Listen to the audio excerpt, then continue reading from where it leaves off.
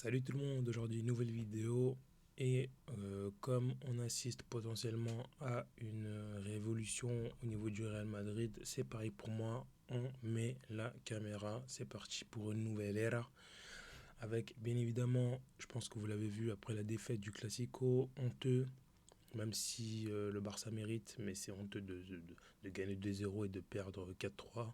J'ai pas fait de débrief parce que le match m'a totalement saoulé, vas-y ça m'a... Ça y est, on a assez souffert cette saison. Pour éteindre le feu, qu'est-ce que L'Oréal a fait? Ils ont annoncé à travers des médias, à travers des journalistes, l'arrivée de Xabi Alonso. Donc, we move, here we go. Xabi Alonso va rejoindre le Real Madrid. Donc, j'espère qu'on verra un peu plus de football que ces dernières années. Voilà, j'ai très hâte. J'ai pas été hypé depuis 2009-2010 avec l'arrivée de José Mourinho. Sinon, ensuite, t'as eu quoi? T'as eu Ancelotti, après t'as eu Zidane, après t'as eu Benitez, mais Benitez, j'étais pas hype du tout. Ensuite, t'as eu Zidane. Ensuite, après, t'as eu Lopetegui, j'étais hype, mais malheureusement, c'est le départ de tous les cracks. Les joueurs, ils avaient plus faim. Donc, c'est catastrophique. T'as Zidane qui revient, après, t'as Ancelotti qui revient. On est fatigué. Ça fait 10 ans, on a eu les mêmes coachs. Même si je les kiffe, hein, Zidane, Ancelotti, c'est ils ont fait trop de trucs, mais voilà. J'ai envie voilà, de voir des nouvelles choses, donc on est content. Et là, la news, c'est que Xabi Alonso sera le coach du Real Madrid à partir du 1er juin. Ça veut dire que Xabi Alonso va disputer la Coupe du Monde des clubs avec le Real Madrid. Et moi, je me suis dit qu'en tant que coach, généralement, tu viens en juillet pour la tournée européenne. Comme ça, les mercato, il a déjà été entamé. Je veux dire, il y a déjà des départs qui seraient faits, des arrivées qui seraient faits. Et du coup, je me dis logiquement, s'il vient, c'est qu'il a eu des assurances, comme par exemple Arnold pour la Coupe du Monde des clubs, comme un défenseur, comme peut-être un milieu ou un latéral gauche, on verra. Donc voilà. Et par la même occasion, euh, le président du Brésil a lui également annoncé que Ancelotti avait signé le contrat avec le Brésil et qu'il allait rejoindre le Brésil après le dernier match de la Liga, donc je pense que c'est le 26 mai.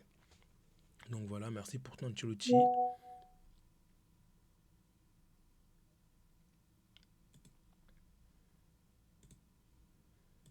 Donc voilà, merci pour ton Ancelotti. Même si voilà, on aura été un peu taquin contre toi la dernière saison, on t'aura un petit peu craché dessus, on t'aura un peu voilà. Mais Ancelotti, on te kiffe, on te respecte. Merci pour tout. On n'oubliera pas ce que tu as fait de bien. Parce que tu en as fait des choses bien, tu as fait des choses avec des joueurs, avec un effectif où on se disait on ne voit pas gagner et à la fin on gagne quand même. Même si les victoires elles sont miraculeuses. Mais on remercie Ancelotti. Bon courage à lui. En plus, le Brésil, c'est une sélection que j'aime bien. J'espère le voir réussir au Brésil avec Vinicius, avec Rodrigo, avec Rafinha, avec Casemiro aussi, il revient, etc., etc. Bon courage à lui. Et du coup, voilà, prochaine information, Lucas Vasquez devrait quitter le Real Madrid à la fin de la saison. Donc là, je pense que ça va arriver après la Coupe du Monde des clubs. Donc voilà, lui aussi, pareil. Je pense qu'il était grand temps pour lui d'aller ailleurs. Et surtout, le Real Madrid a besoin de nouveaux joueurs, de joueurs plus frais, plus jeunes, des meilleurs joueurs tout simplement. Des meilleurs joueurs tout simplement. Je pense qu'en tant que. Voilà, je pense que cette saison, ça a quand même montré les faiblesses qu'il avait déjà, hein. Mais comme tu avais Carvajal qui était titulaire, là, tu as Carvajal qui se pète. Tu fais une année complète avec Vasquez. Il a eu des matchs bons, des matchs moins bons. C'est sûr que si tu joues contre le sixième de Liga, Vasquez fait l'affaire. Mais si tu joues dans des matchs de Ligue des Champions, contre Arsenal, contre le Barça, contre le PSG, ça fait pas l'affaire. C'est dépassé. On n'oubliera pas les bons moments avec Vasquez, ses entrées en 2017, en 2016 avec Asensio en mode super sub, son penalty qui met en finale lors du tir au but, premier à prendre le ballon, à porter ses cojones et à mettre le but. On n'oubliera pas Vasquez. Merci pour tout. Et ensuite, comme j'ai dit, voilà, les signatures prévues pour le Real Madrid lors de ces 2 prochaines semaines. Donc, ce qui me semblait logique, je pense que si Xabi Alonso vient en juin, c'est qu'il aura des nouvelles recrues. Je ne le vois pas faire la Coupe du Monde des clubs avec le même effectif qu'on a. pense que c'est un mauvais démarrage. Du coup, on a Dale Hunton, on a un latéral gauche, on a Trent Alexander-Arnold, lui c'est déjà fait, et Xabi Alonso également, où c'est déjà fait. Donc ce matin, on a une nouvelle information à propos de Dale Hunton, qui a exprimé à ses proches et à son entourage l'envie de rejoindre le Real Madrid. Bon, je ne vais pas faire l'acteur, je ne le connais pas. J'ai vu quelques images de lui, mais voilà, je ne connais pas du tout. Je regarde pas, c'est quoi, c'est Dortmund, je crois. Je regarde pas trop. Mais de ce que j'entends, c'est un jeune espagnol, 19 ans, 1m97, qui a une très belle qualité de passe. Voilà, c'est un jeune à fort potentiel. Je vais la faire courte. Jeune à fort potentiel. Je pense que justement, s'il est bon en termes de passe, etc., ça peut être bien pour Xabi Alonso. Donc voilà, j'espère que le Real va le recruter. Je sais qu'il a une clause, je crois, à 58 millions ou 60 millions. Et le Real Madrid, c'est devenu un club de rats. Ils sont là, ils comptent tout leur oseille, ils ne veulent pas dépenser, je comprends pas, mais bon. Si on peut l'avoir pour 45, plus des bonus, pourquoi pas. Ensuite, voici la liste d'arrière gauche. Donc on a Alvaro Carreras, donc c'est un joueur du Benfica, je l'avais vu contre le Barça. Il était plutôt pas mal, mais sinon je regarde pas le Benfica. Donc lui je crois qu'il vient du Real Madrid, hein. Il est formé au Real Madrid espagnol. On a Théo Hernandez qui pour une défense à 3 en tant que piston, je pense que s'il se met vraiment à fond, je pense que c'est l'un des meilleurs, mais les problèmes extra-sportifs qu'il a eu, les vidéos où j'ai vu frapper une femme, on veut pas ça chez nous, bizarre, donc à vérifier. Je pense pas que le Real va le faire, mais à vérifier. Et ensuite, après, on a Kerkez, je connais pas du tout. Mais bon, tant qu'on veut ramener quelqu'un d'autre, j'en ai marre. Les Fran Garcia, Farlan Mendy, on a assez, voilà. On veut de la nouveauté. Et là, c'est la news qui est tombée tout à l'heure. Rodrigo aurait refusé de jouer le Classico. Et donc, je ne sais pas si c'est vrai. Donc, on va lire ça. L'attaquant du Real Madrid aurait décliné sa convocation face au Barça par frustration. Il s'en tirait mis à côté depuis l'arrivée de Mbappé et l'ascension de Jude Bellingham. Moi, j'ai un avis tranché, hein. Rodrigo, comme je le dis, à chaque fois que je veux le critiquer, il ne faut pas oublier d'émettre le fait qu'il ne joue pas à son poste. C'est un attaquant gauche. Il ne joue pas à son poste. Donc, il faut toujours le mettre. Il faut toujours le dire. Parce que le jour là, s'il se barre à City et qu'à City joue à gauche et que ça devient le meilleur et qu'il prend un ballon d'or, il ne faudra pas faire le choquer. Pour moi, il a un potentiel de ouf. Et je trouve qu'au niveau du QI football, il est mieux que Vinicius. Mais il faut doser. Déjà, Mbappé, il vient. Je me suis dit, il allait même pas jouer à Rodrigo. Je pensais qu'on allait faire un 4-4-2 avec Vini et Mbappé devant. Le mec joue à droite. Il fait un très très bon début de saison où il met des buts, il est important, etc. Et à partir de novembre, décembre, et surtout en janvier, nul à chier.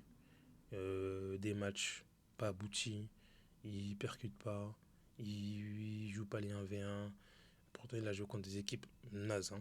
Mais bon. Donc voilà, Rodrigo, je suis assez déçu, même si bien évidemment on l'a pas mis dans les meilleures dispositions. Je pense qu'à gauche, ça aurait été mieux.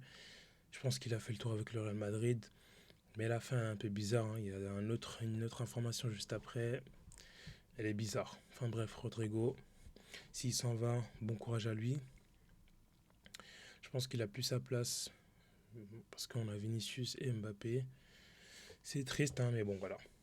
Donc ça, c'est ce qu'on a vu. Le Real Madrid est intéressé par Théo Hernandez. 6 ans après son départ, le latéral gauche français pourrait faire son retour du côté de l'Espagne. À voir, hein, si ses problèmes extrasportifs sont réglés, mais sans ça, je pense qu'il ne rejoindra pas le club, hein, même si ça peut être une très bonne recrue pour le Real Madrid. Donc là, bien évidemment, c'est ce qui s'est passé. Enfin, là, c'est logique, hein. Xabi Alonso veut aligner le duo Vinicius et Mbappé à la pointe de l'attaque du Real Madrid. 5-3-2 ou 4-4-2, ça reste encore à déterminer. Rodrigo semble être le joueur offensif le plus enclin à un départ. Bon, ça c'est sûr, hein, cet été il va partir, il n'y a plus trop de débat. Donc là ensuite le Real Madrid va signer un latéral gauche et ce sera Alvaro Carreras ou Alex Grimaldo. Grimaldo je sais pas, hein, même si c'est bien, il a joué avec Xabi Alonso, etc. Mais je crois il a plus de 30 ans, hein. Donc en connaissant le Real, c'est bizarre de recruter un mec de cet âge-là. Mais bon, à voir. Et ensuite en défense centrale, les Merengues sont confiants pour la signature de Dean Hansen. Et ensuite, blessure, là c'est Vinicius, hein, fin de saison pour Vinicius, qui avait été blessé, une entorse contre le Barça. Donc voilà, force à Vinicius. Je pense que. Ouais, qui se repose. Le problème en fait, c'est que tu peux même pas te reposer vu qu'il y a la Coupe du Monde des clubs. Mais voilà, j'espère qu'il reviendra au moins pour la Coupe du Monde des clubs, qui fera ses matchs avec Xabi Alonso et qui se reposera. Je pense qu'il a besoin de repos à Vinicius. C'est un peu compliqué. Voilà des nouvelles informations là qui viennent de tomber. Breaking, donc là c'est en français. Le Real Madrid s'intéresse de manière très sérieuse à Alvaro Carreras. Donc ça fait depuis là, ça fait depuis 4 jours on a les mêmes infos. Mais nous on veut, oui, le Real Madrid a soumis une offre au Benfica ou je crois que c'est un joueur de Manchester United, je crois. Mais bref, on veut du concret là. Ça y est, il est très intéressé, c'est bon. Regardez, on a toujours les mêmes trucs. Ah oui, il y a une info qui est aussi parvenue que j'ai oublié de dire, c'est qu'en janvier, Kyle Walker a été proposé au club pour un prêt. Donc ça, je pense qu'on le savait tous. Le club n'a pas répondu à l'offre. Et ben ça, je trouve ça dommage. Parce que c'était un prêt de 6 mois. Quand tu vois les blessés qu'on a eu, le Alaba qui mettait du temps à revenir, Rudiger qui était très limite physiquement. Il y a eu qui d'autre, Carvajal qui était blessé, donc tu n'avais que Vasquez, tu joues avec Valverde à droite, tu joues avec Chouameni en défense centrale. Quand tu vois que Kyle Walker, même si c'est plus le même joueur qu'avant, pour 6 mois, il peut te dépanner en tant que défenseur central, il peut te dépanner en tant que défenseur droit. Je pense que ça aurait été intéressant pour nous de le faire. Bon, ça c'est pas fait, tant pis. Mais voilà. Et ensuite, dernière info, c'est le Real Madrid qui veut faire rapatrier Nico Paz. Une réunion sera prévue la semaine prochaine, donc j'imagine que ce sera en discussion avec Xabi Alonso et les dirigeants du Real Madrid. Mais bon, si tu fais ça, je pense que voilà, ce sera notre milieu, hein. Ce sera la recrue de notre milieu, ce sera le retour de Nico Paz. Mais je ne vois pas le Real Madrid. Là, les infos qu'on a, c'est vraiment défenseur central, défenseur gauche. À droite, on a eu Alexander Arnold. Les milieux de terrain, j'entends pas grand chose. Il faudra voir peut-être le départ de Rodrigo s'il s'en va, qu'on prend un bon billet. Peut-être qu'on va recruter un milieu de terrain, mais je sais pas. J'ai l'impression qu'on va pas recruter au milieu de terrain, c'est bizarre.